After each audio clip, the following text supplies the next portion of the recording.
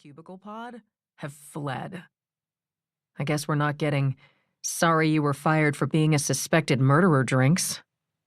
My desk is not as clean as Jerry's, and I have to take a minute to gather up my mug, water bottle, purse, and several tubes of lip balm. The security guard hovers the entire time.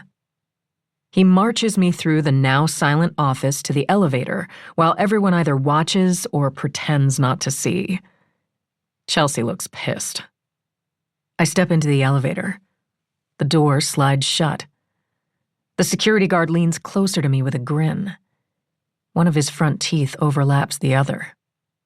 "So, did you do it? Did you kill her?" I sigh. I don't know. "Seriously? That's the truth?" The elevator door opens again with a ding.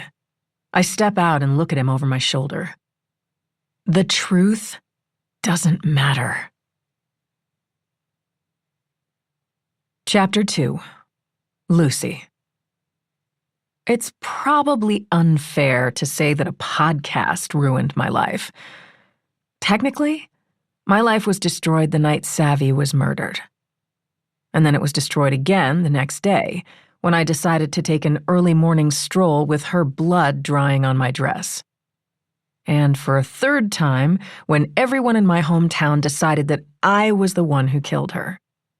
But a podcaster dragging the case into the public eye 5 years later doesn't exactly improve my life. I'm making the apology chicken because my former coworkers aren't the only ones listening to Ben Owens's newest season of his true crime podcast. My boyfriend Nathan was weird when he came home from work last night. He was late and smelled like beer, and he wouldn't look at me. Clearly, someone clued him in. To be honest, I never had any intention of telling him. Nathan has almost no interest in anything besides himself. I didn't think it would come up. I've known plenty of self-absorbed men, but Nathan takes the cake. It's my favorite thing about him. I can't even remember the last time he asked me a personal question. When I told him that I'd been married for 2 years in my early 20s, he said, "No worries, want to go to a movie?" I'm sure he must have Googled me at some point early in our relationship, but the case didn't generate national media attention, and I was never actually arrested for the crime, so you have to do a tiny bit of digging to find me. That is way too much effort for Nathan. But now, thanks to my least favorite podcaster, murder is the very first thing that pops up when you Google Lucy Chase. So, I'm making apology chicken and preparing to get dumped. Immediately after getting fired. To be fair to Ben Dipshit Owens, Nathan and I probably wouldn't have made it more than another month or two, even without a surprise murder thrown into the relationship. We'd only been dating for 3 months when he offered to let me move in with him. My lease was up, and we were still in the sex-all-the-time phase of our relationship, so it seemed logical. I was there every night anyway. Unfortunately, that phase ended about 2 weeks after I moved in. I'm pretty sure Nathan regretted his decision, but he's the kind of guy who avoids conflict at all costs. So we've been awkwardly living together for 2 months now, even though I'm pretty sure neither of us is all that thrilled about it.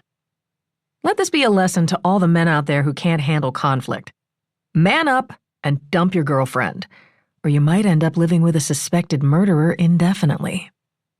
The front door opens, and Brewster runs over to greet Nathan, tail wagging. I'd be lying if I said that Brewster's little furry yellow lab face didn't factor into my decision to keep living with this man. He may be a deeply average dude, but he has great taste in dogs. Also, decent taste in apartments. The recently renovated 900-square-foot one-bedroom with a dishwasher and an in-unit washer-dryer is more than I've ever been able to afford in Los Angeles.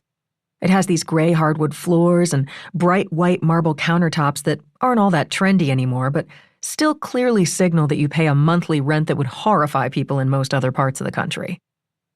"Hi, boy." Nathan spends a long time petting his dog, trying to avoid looking at me. "Something smells good." I made chicken. He stands, finally glancing my way. His attention turns to the chicken cooling on the stove.